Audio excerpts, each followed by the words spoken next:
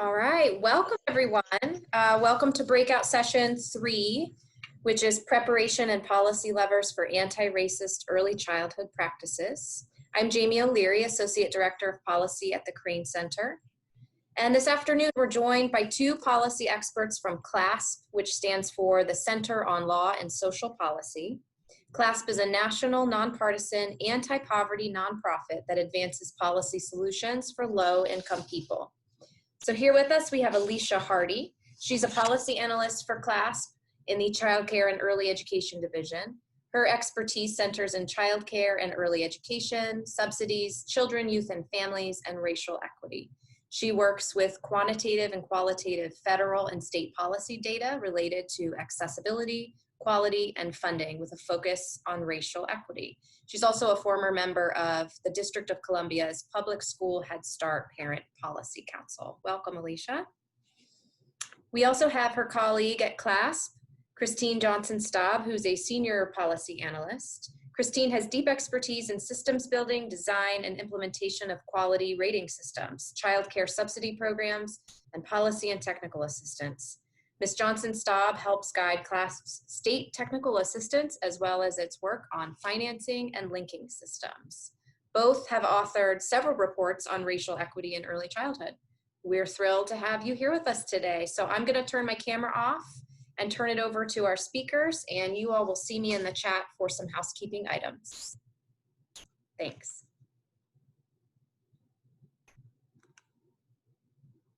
Sorry, I almost forgot to unmute myself. Thank you so much, Jamie, for that wonderful introduction. And I do just want to make sure that everyone can see my screen. We're good to go? Awesome. So good afternoon, everyone. My name is Alycia Hardy, and I and my colleague Christine Johnson-Staub are so excited to be here and to present preparation and policy levers for anti-racist early childhood practices.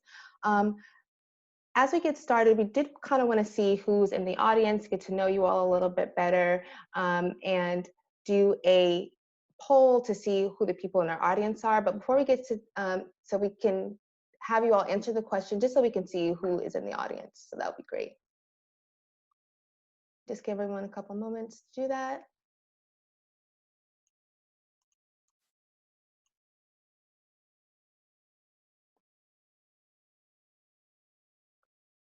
And I'm not sure if the responses should come in the chat or if I need to stop sharing my screen. Sorry. Okay, it's popping up on my screen there. Okay, and so it looks like the majority of the audience are child advocates, which is great. We do have policy staff, early educators, and I'm looking at my second screen, so excuse me for looking off camera. And so this is just a really good way for us to know who's in the audience and to really tailor our presentation. So with that, I will go ahead and get started. And so before we wanted to just give you a quick overview of CLASP. Jamie did a really good job of that already. And so at CLASP, we focus on policy solutions, as she stated, to eliminate poverty, also to promote economic empowerment and security, and to disrupt structural and systemic racism. At CLASP, we have a total of 6 policy teams, and those 6 teams are the child care and early education team, income and work supports, youth and young adults, post-secondary education and workforce development, job quality, and immigration and immigrant families. And at CLASP, we also have a deep understanding of the connectedness, of the interconnectedness of policy areas, and we work very closely together across teams to create comprehensive policy solutions. In addition to those 6 teams, we also have 2 cross-cutting teams that work across policy areas in mental health and justice. And so just to give you a quick overview of our presentation, which is broken into 3 parts. In part 1, I'll take some time to create a better understanding of the historical context of racial inequity in childcare and early education. Then we'll take a look at the people that shape policy and what drives those people, and the power dynamic between those who drive policy and those who are directly impacted by it.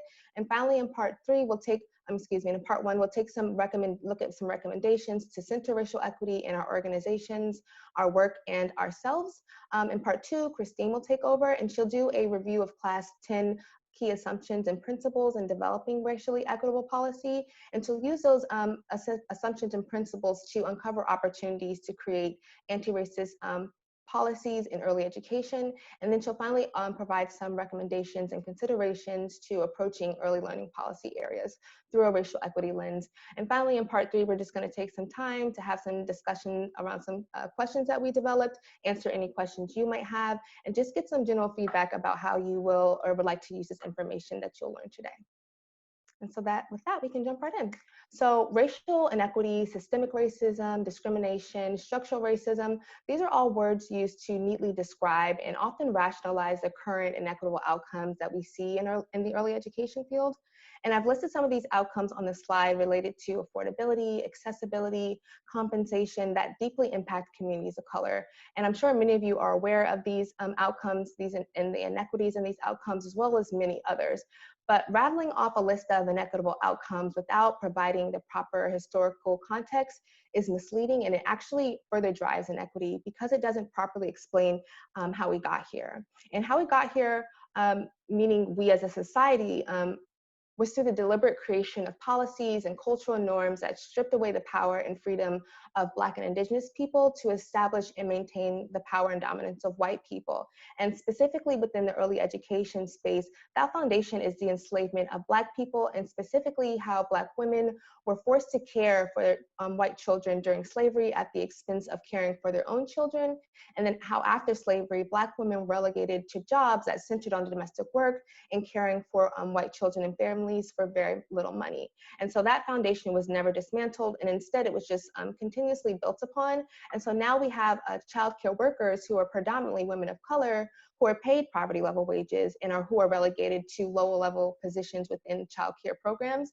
And this same foundation created segregated neighborhoods where Black and other communities of color were forced to live in areas that didn't receive the same investments, supports, and resources as white communities. And in doing this, it really impacted the workforce, housing, and ultimately the ability to provide adequate childcare options. And so from that, we can see the formation of childcare deserts, as well as issues around affordability for communities of color. So I said all that to say how we got here was not an accident. It was very intentional over the many generations of interconnected systems of health, housing, job quality, education, really used to maintain the power of white communities and minimize the power of Black and other communities of color. So we must have the same level of intentionality in dismantling that foundation of inequity as there was in creating it. And so within the early education field, that intentionality often takes the form of organizational goals and commitments that are focused on centering racial equity through policy, which is important because developing concrete strategies to center racial equity policy is great, but it's not an organizational goal. And instead, it should be viewed as an ongoing process or journey that's really going to require us to dissect and question many of the ideas, positions, and norms we have developed within our organizations, our work, and most importantly, ourselves. And so as we seek to center racial equity, we have to move beyond outcomes and outputs. And outputs are the laws and policies we have today, which dictate how resources are allocated and administered, as well as the various eligibility criteria that exist. And outcomes are the disproportionately negative impacts we see across communities of color, some of which we discussed in the previous slide. However, when we focus on centering racial equity in a way that only addresses policies and outcomes, we fall short. And this is because centering racial equity in policy is absolutely necessary, but it's not sufficient. And it's insufficient because laws and policies do not exist in a vacuum. They are researched, developed, implemented, and administered by people. And people are shaped by their experiences. Those experiences dictate our perspective or how we see the world. And from that perspective, we create a set of norms and standards that help us distinguish between what is good and bad, or what is and is not generally unacceptable or acceptable. But this idea of people being shaped by their experiences really forces us to take a step back and acknowledge that people experience the world in very different ways. And how we experience the world is shaped by a number of factors, but race is really foundational to this. It shapes how we experience the world, as well as the experiences we have in the world. And so we see this presently with the Black Lives Matter movement and how communities of color, particularly Black communities, have extremely divergent experiences from white communities when it comes to police interactions. And these divergent experiences are also present in the early education and learning field, where Asian, Black, Indigenous, Latinx, and other communities of color, particularly those within communities that earn low incomes, have very different experiences from white and more affluent communities. And so those divergent experiences are, yes, related to the disproportionate negative outcomes that we see, but it's also related to how the experiences, perspectives, and norms that shape the lives of those who are directly impacted, those experiences and perspectives are not, or minimally, if at all, included in policy conversations.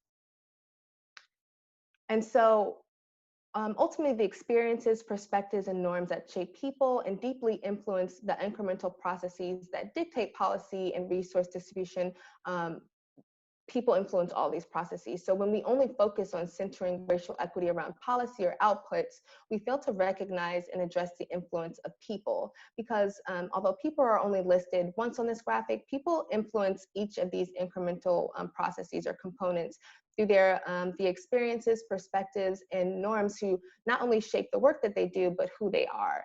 And it can be really tempting for people to think that our norms that shape our everyday lives do not also shape our work, but it just doesn't work that way. And it really shouldn't. We should be able to bring our authentic selves to work, but we also have to make sure our authentic selves are growing to understand how our experiences or norms or standards do not necessarily fit the needs of others.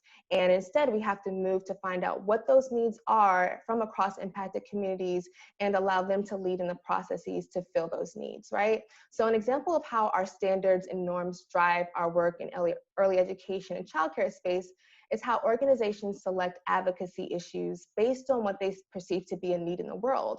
And there is a lot we all can agree on despite our differing experience and norms, such as that all children deserve healthy, safe, quality care and a positive and learning environment, and that all families deserve affordable, accessible childcare, and workers deserve to be fairly compensated without the burden of the cost falling squarely on the shoulders of providers and families. But we can also agree that all of these things, all these needs are not being met.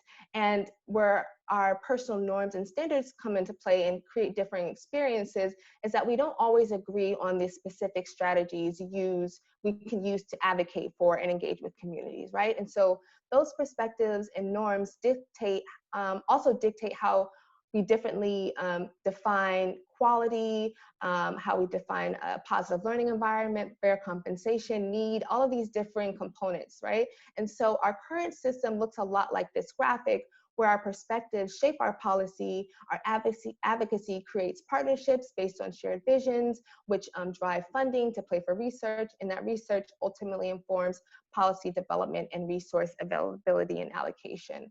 And so taking a moment and just kind of putting everything together that we've done so far, I'd like to move on to another portion of my presentation, which really looks at white supremacy culture. But before I get to that slide, I would like everyone to just take a moment and maybe type in the chat a definition or an example of white supremacy culture, or 1 to 2 sentences of how you think, or maybe don't think at all, white supremacy culture shapes your life or work. And as you do this, I want to have everyone understand that this is definitely a very sensitive topic, and that we all are probably going to be at the edges of our comfort levels, and that's okay, and that's necessary, and we have to push those boundaries. And so I encourage everyone to participate and write in the chat. I will also be very honest that I'm not that good at navigating these things. So if Christine, you could look and see what's in the chat. I'm sorry, I don't want to mess up my screen. I'm muting myself here. One person wrote, believing that being white is the norm.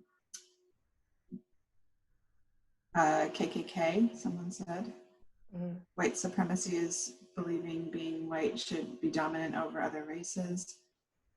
One quotes the president saying, stand back and stand by. White supremacy culture, taking for granted how easy it is for a white person to go about their lives. White privilege affects everything. As a researcher, it's going really fast. Believing it's okay to be colorblind, having the stronger, more knowledgeable views on what's important for ECE. Thank you so much. Those are really great examples and definitions that everyone has been open to sharing. And so just think about those things, continue to chat in the chat box, and as we move forward. So, a rose by any other name, a note on white supremacy culture. Often we move to address racial inequity, structural racism, prejudice, all of these things, but we really fail to address that white supremacy culture is what drives them. And so many of you defined and provided awesome examples. And for this presentation, I'm defining it as the ways in which we center norms, values, ideas, and practices around standards that are most closely aligned with Western white cultural expectations, many of which you all touched on these things, sorry. And so as we previously discussed, this was in fact the foundation of America, and it's a foundation that was created to maintain the power and dominance of white people, particularly white men, at the expense of people of color and especially women of color. And so once that power dynamic was established, our society really didn't do anything to dismantle it and instead continued to build upon it, so that today we see in the way we see and define need and how we drive resources to meet those needs is still deeply rooted in white supremacy culture. And this culture is perpetuated by white people, but it's also in ways perpetuated by people of color, though the perceived benefits and the motivations to do so is quite different. But it's important to understand that we can all perpetuate this culture. And so within the early education space, we have not escaped these deeply rooted influences of white supremacy culture, right? And it's used to shape a variety of standards and practices associated with language, engagement strategies, communication methods, cultural values, behaviors, and using language in particular as an example, the English language, despite America not having an official language, is at the center of how we communicate with children and families. But people who don't speak English or who have limited English skills or whose English vernacular doesn't fit into what is deemed as socially acceptable, they often have their needs and values and opinions and ideas pushed to the side. And instead, those who have the language skills that meet this invisible standard or a standard that's rooted in white supremacy culture, they have their needs and ideas and values centered, regardless of whether or not they are the larger population. If there's a variety of needs, that's what happens oftentimes. And so language is so important because it's also the primary way in which communication strategies and engagement strategies are developed and implemented. So that's a really important idea, and we can also draw connections to the other places. Another place where white supremacy culture can have an effect is how it makes people ascribe to cultural values and ascribe those values, to other groups, and it's rooted in implicit and explicit bias. And a great example of this is seen in the disproportionately high suspension of Black boys in early learning spaces and compared to similarly behaved white boys, and where the actions of a young Black boy they're perceived through a set of negative cultural norms associated with Black people that are not associated with white people, right? So while a young Black boy may have issues, the similar issues as young white boys, such as not listening, not following directions, throwing tantrums, the young white boys' actions are perceived through a set of norms associated with white culture and white people, and the ones that are associated with the Black boy are based on negative stereotypes and biases that are placed upon Black communities. And so that young Black boy is seen as needing stricter and harsher punishment to help him unlearn norms that are within his community. And so that's extremely harmful, and that's a way that we can ascribe values onto other communities. And so that's really important to think about as we move forward. And so once we put everything together that we've kind of discussed so far, we have this great disconnect where those who are in a position of power to drive policy processes that influence, that have the power to drive the processes that influence policy and ultimately resources are disconnected from those who most impact those policies. And in the graphic, you can see where there are two different sets of experiences that are driving this process, that the outcomes are being used to drive policy and shape policy as opposed to the people who are being impacted by those policies. We also see that those experiences are not really incorporated into this policy process, and it just is a jumbled mess with a lot of disconnect. And so what's more ideal? What do we want? And so what we want is a more equitable feedback loop where instead of the disconnected system we previously saw, there's equity in the processes and involving people of different experiences and norms, but mainly that the people who are directly impacted by those policies have their experiences and norms elevated to minimize power dynamics that were previously inequitable. It's how we use incomes to support the narratives of people and not use them to shape and drive policy. And many different ways and other recommendations that I'll look at on the next slide. And this process of creating an equitable feedback loop is going to take time. It's an ongoing process. It's hard work, but it's necessary work if we want to equitably serve all children and families. And so now we can look at some recommendations at the organizational level first, and then at the individual level to really understand what we can do. And so I've listed them out on the slide so that everyone can come back and reference them, but I'm just going to try and draw place all these pieces together. And so first, there has to be a safe space within organizations to have honest, authentic conversations. And these conversations have to be led by the organization, and particularly those in senior level positions, because this creates an environment that makes it clear that racial equity and racial equity conversations are important. And these conversations should include resources that can be referenced during the conversation and used afterwards as a guide to do additional research. But these resources should not burden communities of color, and burdens such as using deficit language that seeks to fix people and not problems, those that don't provide accurate historical context to frame conversations, or those that focus on the trauma of people of color as opposed to what caused the trauma are burdensome and they should be avoided. And so as organizations move towards equitable feedback loops, they have to intentionally develop external partnerships with trusted individuals and community groups that can serve as cultural navigators. And these cultural navigators can help us guide conversations, assist in elevating parent, provider, and worker voices, and really connect them to resources, and also truly understand the needs within the communities. And this is a way to both build trust or rebuild trust within the community, and really to elevate those voices of people and to have that connection to the communities, because oftentimes organizations are operating outside of those communities. One note as we're developing partnerships is that we have to do so in a way that does not perpetuate white supremacy culture or classism, and meaning selecting partnerships with organizations that are led by people of color, but then filtering through them in a way that looks at education or a socioeconomic status to create more palatable partnerships that meet and align with beliefs that you already have within your organizations. And you can see there's more here, but I don't want to take up too much time. I hope you all come back and look at them. One other thing I would say is really looking at data, diving deeper into data and looking at the diversity within communities and understanding that there are intersections of characteristics that really shape diversity within communities. And race and ethnicity data is important, but we have to look at age, we have to look at socioeconomic status. There are many factors that we have to look at when we're understanding and interpreting data. And finally, at the individual level, we'll look at recommendations that build on the organizational level. And the first step at the individual level is being personally accountable for your actions and your presence in conversations. And this is done by actively listening, learning, and responding with empathy, and not distracting from the experiences of people of color. And we touched on this a bit before, but we shouldn't ever push people to share their traumatic experiences as a learning tool. If people feel comfortable sharing, that's awesome, but no one should ever be put in the spot and made like they should have to share. Do your homework. When you approach conversations, make sure you have some foundation of understanding. Try and do some research on your own.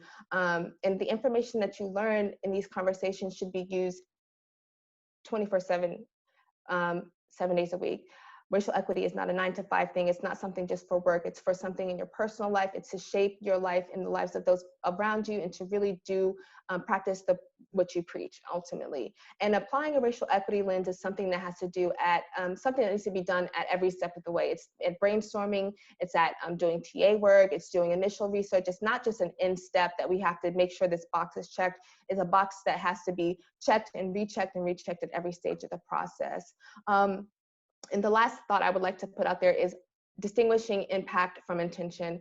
Good intentions do not reduce bad impacts. We have to look at how intentions are not the same as impacts, and look at our impacts in terms of providing recommendations, approaching discussions, and investigating policy implications. And with that, I will turn this over to my colleague, Christine, and I will stop sharing. Okay. And I will start sharing.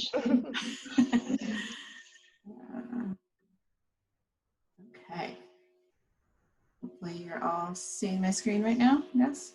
Yes. Okay, great. And I will mute.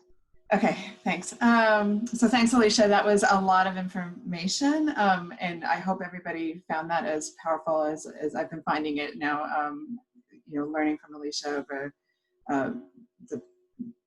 over the period of working with her. This is just a really great analysis. I also recognize that it's a lot to take in and it's a lot to think about, and I want to make sure that everybody knows that the slides will be available to everyone from this presentation afterwards. We'll make sure that happens. And I also just want to invite you all to take a second and just take a deep breath right now, because I think, as Alycia said, it's really important to remember that building racially equitable policy is really all the steps are part of a practice. They are not something that you achieve and then you're done with it. So it's really about continuing to learn, continuing to question assumptions, and continuing to take those steps, and continuing to have some grace for ourselves and for others as we have these conversations that, as Alycia said, can be uncomfortable and really push us to think about and question our own assumptions and things we've learned historically. So I'm going to shift from the kind of broader perspective and analysis to some concrete steps that we can take today on state policy, on national policy. I'm going to start with a set of principles that CLASP has developed to shape how we approach policy at the national and state level. And then I'm going to invite you to think about some different topics where within early childhood, within childcare and early education policy, where those principles might be applied and where some of the strategies might be applied. We're going to talk about several areas of policy, and I'll go through them one by one with some examples, but I'm not going to talk through the details of every slide. But before we get started, I just want to, in the chat, if you can kind of brainstorm a little bit, where do you see some areas where a racial equity lens can be applied to strengthen policy in childcare and early education? What comes to mind immediately for you?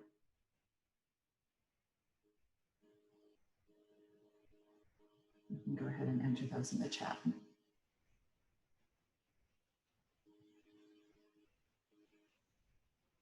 I see hiring policies, salary, benefits, or compensation, family engagement, criminal justice reform. It's been coming up a lot. How we pay for it, yes, how we fund it, specifically the ways that states tie public funding to parents' work status. I'll talk a little bit about that.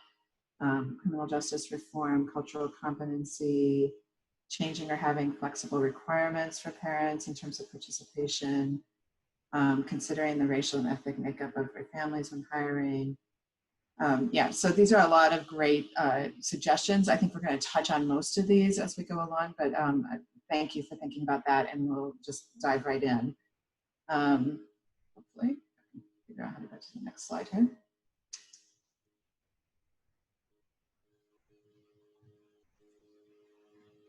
There we go. So, like I said, we developed as an organization through internal work and through thinking about how we affect policy, some assumptions and principles that we try to do our work in accordance with.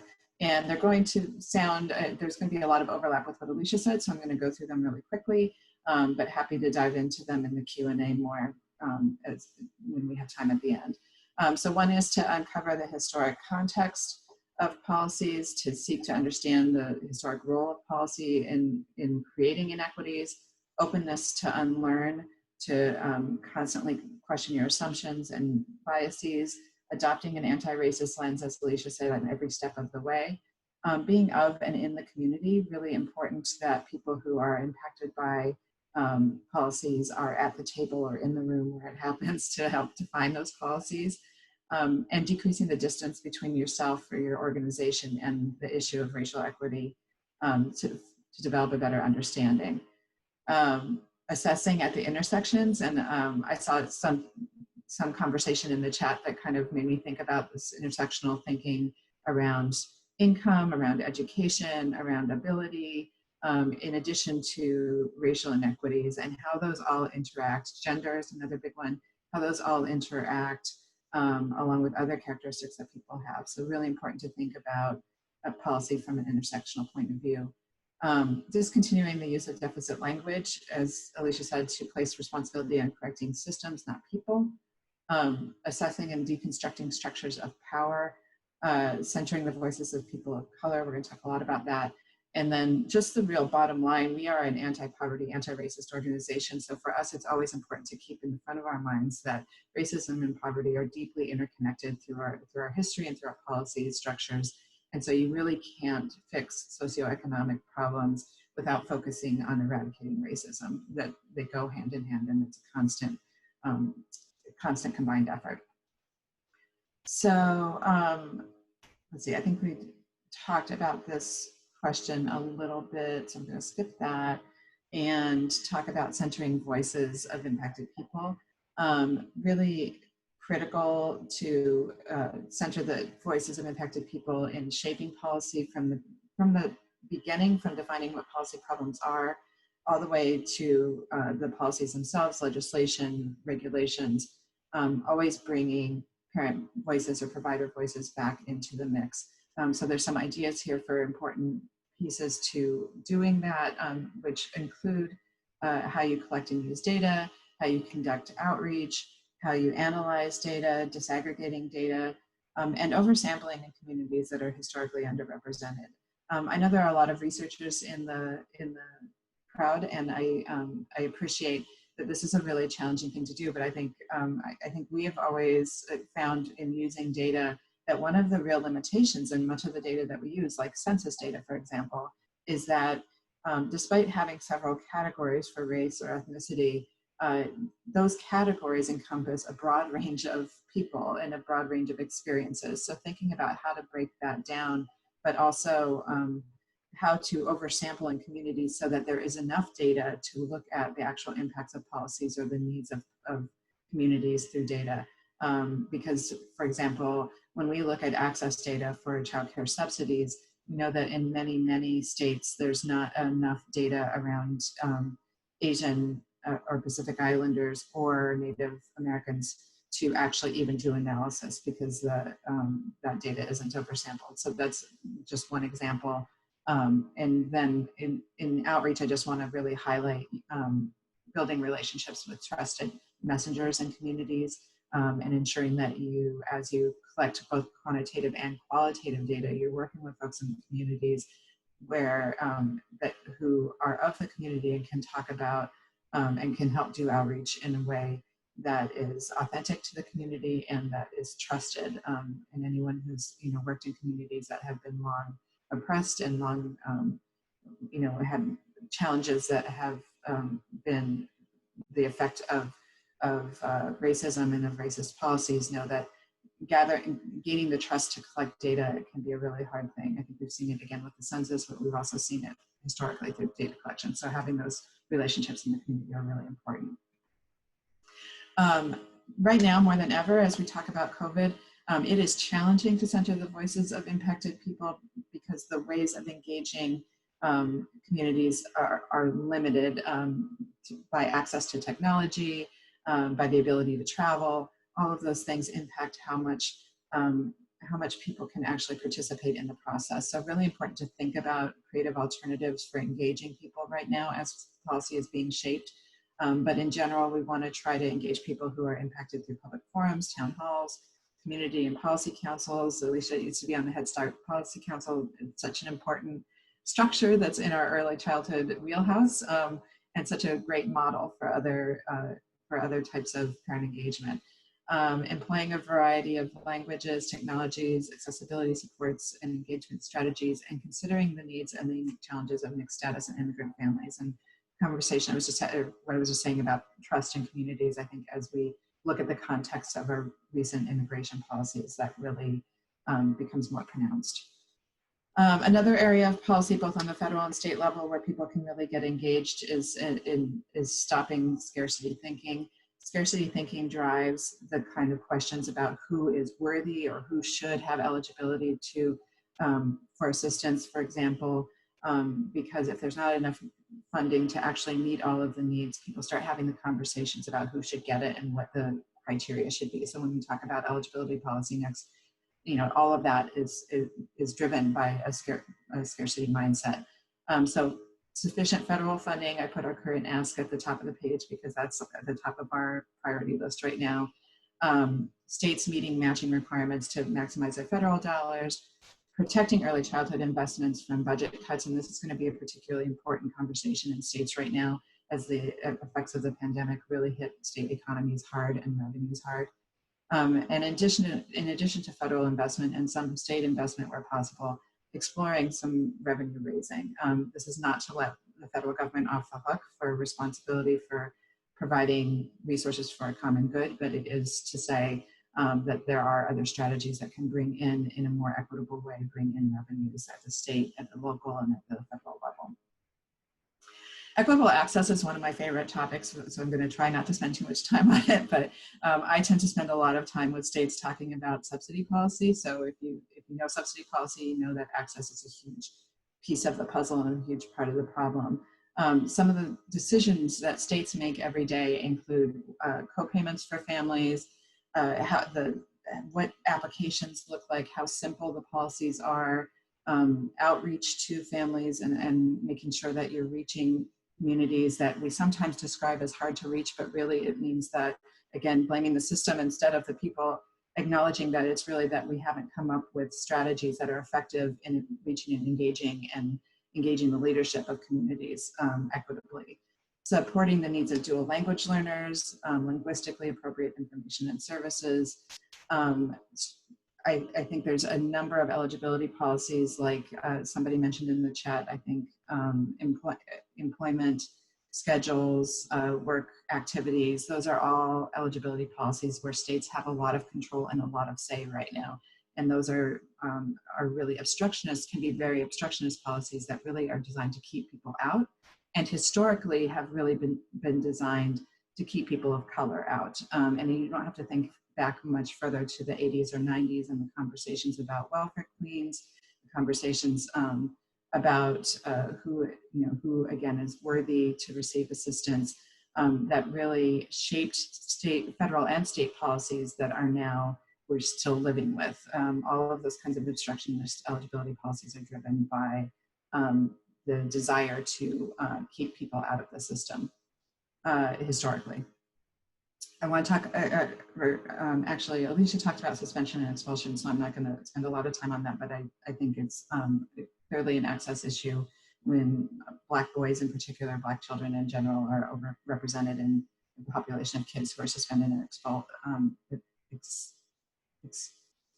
who are suspended and I'll just say kicked out, expelled from early childhood programs.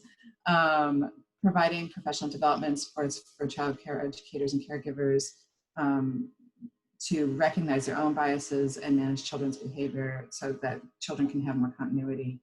And then again, distributing federal funds with equity as a priority. I'm going to run short on time, so I'm going to go through the rest really quickly. Health, safety, and job quality right now during the pandemic. This is an area of policy that's really critical, really urgent, and has implications for both parents and children and for educators and childcare workers. We know that Black and Brown people are disproportionately impacted by both the health effects and the economic effects of the pandemic.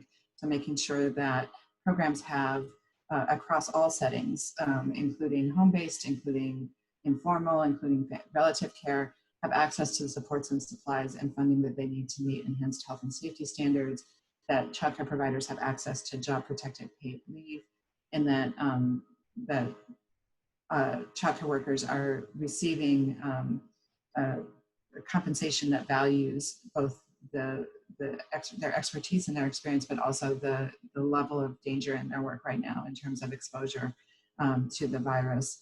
Expanded access to mental health supports, both for providers and for the workforce and for families. And somebody in the chat earlier asked about where mental health falls in this conversation, and I would say I think it falls both in the intersectionality conversation about the many kind of characteristics that people deal with and that bring to their experience, but also to this conversation about health and safety of the workforce and of families, and ensuring access for mental health services.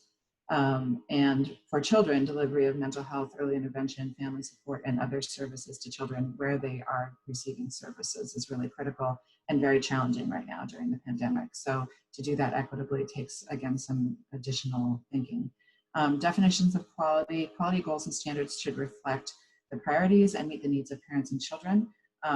We know that quality standards have been driven by research historically throughout the development of quality rating systems and other quality policies at the state level over the last 30 years. The setting of standards at the state level has really been driven by research on program characteristics, by research on adult-child interaction and child development, and all of that is really critical and central to providing quality care. But the research that is behind it is also conducted by researchers and by people. And as Alycia pointed out, people bring with them their norms, their perspectives. And so really looking at that research and ensuring that it is reflective of the whole diversity of the childcare field and of families, and then shaping quality policies that reflect that.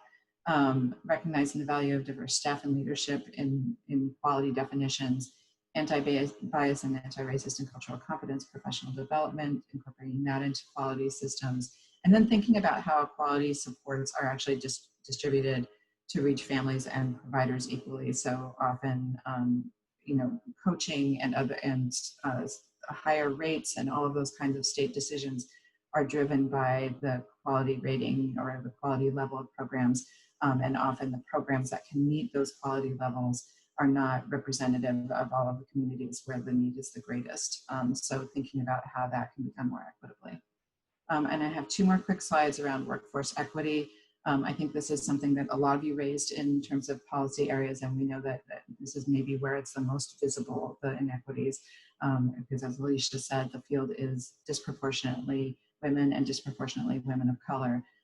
So we need to have policies that are informed by and led by educators and caregivers of color, equitable workforce qualifications and standards, thinking about who has access to the qualifications that are being required, compensation, benefits, job safety, access to healthcare. We've talked a little bit about all of those already, and using disaggregated and qualitative data to, again, equitably distribute funding. And making sure that there's equitable access to education, training, professional development, including higher education, but also including delivery of professional development in a way that's really accessible to all communities. Training and technical assistance opportunities for limited English proficient childcare workers and providers, and supporting support for educators in all settings, and again, including informal family, friend, and neighbor care, home-based childcare, thinking about where families, when families choose a childcare provider, they're literally choosing an extension of their family to help care for their child. So really keeping in mind that all of these conversations should be driven by what parents want and what parents need, and that should go through to what the quality definitions are. It should go through to who is in the field, what the workforce looks like, and how it's supported. And that right there, I'm going to stop so that we have a few minutes for conversation. I know that some of your questions are being addressed in the chat box and Q&A, but I would love for folks to unmute if they want to, or to put into the chat box, where do you see racial inequity in childcare and early education policies? And I'm going to just combine these. And if you have thoughts on what will you do to commit to anti-racist childcare policies going forward, that would be great to include as well. And then I'll stop and just see if there are other questions that we can answer in person. Thank you. So I see in the chat that funding is an area of policy where we can see racial inequity. Does anybody want to talk about an opportunity they see to address inequity in policy either at the state level or at the federal level? There was actually a question in the Q&A box that I think could kind of touch on that a little bit. Sorry, and this also just popped up in the chat, which is kind of connected. So a question is, I believe 100% in equity of access to quality early childhood education. How do we provide the training and education of teachers that require more knowledge and experience for children with additional needs that would assist in elimination of expulsion due to not having qualified staff to help with those needs? And similarly, in the chat, someone also touched on the lack of representation of home-based providers or micro businesses in childcare. And I can start off the answer, okay, and then Christine can jump in. So part of this with the question in the Q&A chat is both at the state level in terms of even training of qualifications to become a child care provider. Some of these trainings and things have to be implemented at the very beginning levels of how people are trained in the training that they receive, as well as continuing that training throughout your time as a provider, as a worker within classrooms. So those policies are really important. And it's also working with local universities and schools where the pool of people or within communities where the pool of providers are coming from, and really uplifting the importance of racial equity training, the importance of professional development, and the importance of how it's a factor in both the child development as well as interactions with families. So this is how you begin to eliminate expulsions and reduce suspensions and things of that nature. And Christine, did you want to jump on? Yeah, I just think, you know, a really, sorry, there's something. A really critical piece of that is providing an opportunity for educators and for workforce, for staff to participate in anti-bias training, although that's not sufficient, but as a start to really, you know, it goes back to the kind of internal self recommendations that you had and organizational recommendations that you had. I think we need to build systems that support provider organizations, networks of family childcare providers, all kinds of providers in going through that process of really developing a racial equity lens. And that, because I think what the research shows is that, you know, is that two children with the same behaviors, as you said, are viewed differently. So it's partially about providing supports for behavior management, and it's really primarily about building the understanding of what biases teachers and educators are bringing to the experience and addressing that. So I think that's really important. I want to riff off of that to a question that came up around professional development access, and I do really want to acknowledge that, you know, when we say making professional development and qualifications available equitably, we know that's not easy, but the other piece of that is that there's also an intersectional approach to that, because the field is so undercompensated, because individual, you know, because young people in general, and specifically young people of color, are often also really challenged economically. There's a whole other set of policy recommendations that we didn't get into around supporting post-secondary students with access to childcare for post-secondary students, with access to benefits for post-secondary students. It's something that CLASP works a lot on. But I want to acknowledge that that's really connected to our equitable approach to professional development policies and qualifications, that you can't have one without the other. So, you know, if you're going to, so like, for instance, states providing childcare subsidies for post-secondary students is a really critical piece to equitable professional development for childcare systems. I have a quick question. Thank you, Christine and Alycia. Something you said stood out to me, Christine, and that was around the scarcity mindset, combating that. And from my own work in policy, I think that comes up a lot. That shows up a lot in terms of state budgets, you know, what's happening with the economy. So can you speak a little bit more about that in terms of how to respond then when policymakers in particular at a state level, unlike federal level, where they can run a deficit, Right. There's only so much money for this. And that's, I mean, there's already been dollars spent on that. Right. Yeah, I mean, I can try to do that. I can't fix state budgets in my answer, but what I can say is, you know, I think there are many policy levers for addressing the effects of the scarcity mindset, and those are largely in kind of the access area and how we approach access. But I think I think there are state advocates who have prioritized things like meeting the state match in their early childhood budgets, revenue generators. I don't want to prioritize that over the federal responsibility. I think I said that before. I think it's really important that we don't get distracted by revenue raisers, but I think we should acknowledge that state tax policies are not, are in many cases not any fairer than federal tax policies, which means that there isn't, when they say there's no money, it means that that money hasn't been raised. It doesn't mean that it doesn't exist out there. So I think people have to be open to rethinking,